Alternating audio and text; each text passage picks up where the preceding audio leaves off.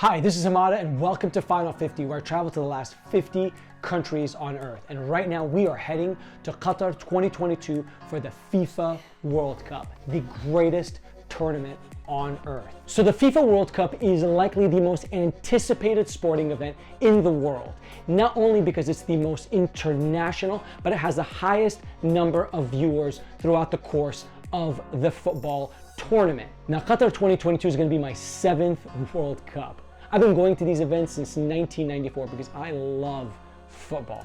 I've been cheering teams like Liverpool, Barcelona, AC Milan ever since I was a kid, and I loved playing the sports in the streets, at clubs, playing for my school, because I love the team-oriented approach of the game. So I want to tell you why the World Cup is so special, which World Cups I've been to, my favorite teams, and why Qatar 2022 is going to be such a unique event. Now, the World Cup is so special largely because of the fans. They come from all around the world, not just the 32 teams that make the World Cup, but other fans that come from everywhere. That's why I love going to the World Cup during the first round games. Now, another reason that the World Cup is so special is because of the ambiance, the environment, the vibe.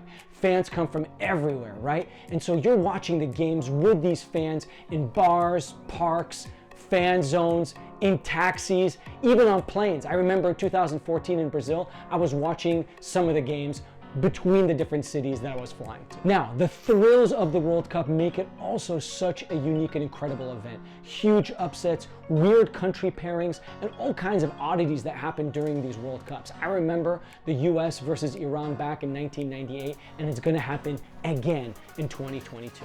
Since the World Cup happens only every 4 years, the anticipation is incredible. And this year is one of the longest times we've had to wait for a World Cup because it is in the winter, this time in Qatar. So my first FIFA World Cup was in the US in 1994. Then in 1998, I was in France traveling and seeing the World Cup there. In 2002, I had to skip the World Cup because I was graduating college and could not go to Japan or South Korea. But in 2006, I went to Germany, 2010 South Africa, 2014 in Brazil, 2018 in Russia, and now 2022, I am heading to Qatar. So who are my favorite teams? Well, it goes without saying, my number one team is Brazil. I loved watching this team ever since I was a kid, watching Romario and Bebeto, later on seeing Ronaldo, Kaká, and now we see Neymar and all the incredible players we see playing for Brazil. My second favorite team is Italy. I love Italy, my favorite country to travel to, and of course I'm a big supporter of AC Milan. So what did you expect? What an incredible team. Sadly, they didn't make this 2022 World Cup, but still, I'm always gonna be a huge supporter of the Azzurri. My third favorite team is gotta be Spain. I'm a huge supporter of Barcelona. I studied there, I love the country, I have a soft spot for it. And when they won in 2010, I was over the moon. And my fourth and final favorite team has to be Argentina. I loved watching Maradona play. I still remember him in '94 in his last game. And of course, being a Barcelona fan, I worship Messi. And I'm so sad, it almost makes me want to cry thinking that this is going to likely be Messi's last tournament. Go Argentina. And here are a couple of honorable mentions. Iraq, my country of origin. Colombia, a country I love traveling to. Switzerland, where I was born. Egypt, where I grew up. And of course, Mexico, because they've got the craziest, wildest fans. Did your country make the World Cup this year? Who's your favorite team and favorite player? And what's your prediction for the winner of this World Cup?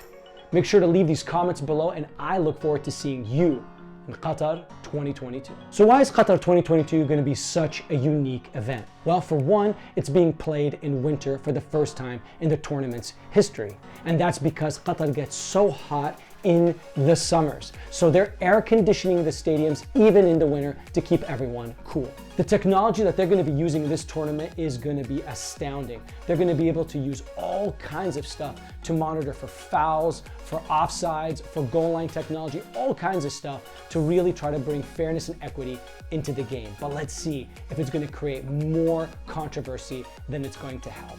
Another reason is because of the close proximity of the 8 stadiums next to each other, which allows for the first time in the tournament's history to be able to watch multiple games all in the same area. And lastly, what makes this event so unique is the players themselves, especially 2 players, Messi and Ronaldo, likely their last ever World Cup tournament. So it's gonna be heartbreaking, heart-wrenching, and incredible. And they say if both teams win their specific groups, they can possibly end up playing each other, Portugal and Argentina, in this tournament. So wait for that and let's see what happens. So make sure to tune into part 2 of this series where I'm going to be discussing my experience in the last 6 World Cups, how to maximize your experience in this World Cup, and who I think is going to win in Qatar 2022.